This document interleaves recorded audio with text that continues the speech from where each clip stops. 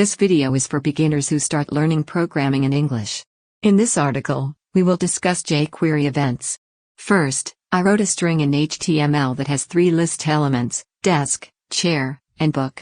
You can find it here by browsing.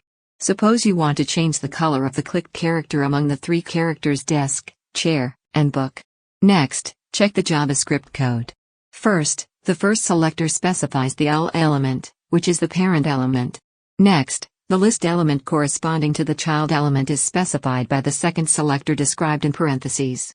For this list element, when the action of clicking described in the first argument is performed, the processing inside the square brackets defined in the arrow function is executed. Following in square brackets, e.target points to the clicked list element. So if you click on desk, it will show you the list element with the string desk. Finally, we apply a red color to the clicked element. If you check it on the browser, you will see that the clicked character turns red. Finally, review. First, specify the element you want to change with the selector. Selectors are specified in 2 stages, parent element and child element. Finally, describe the operation for changing.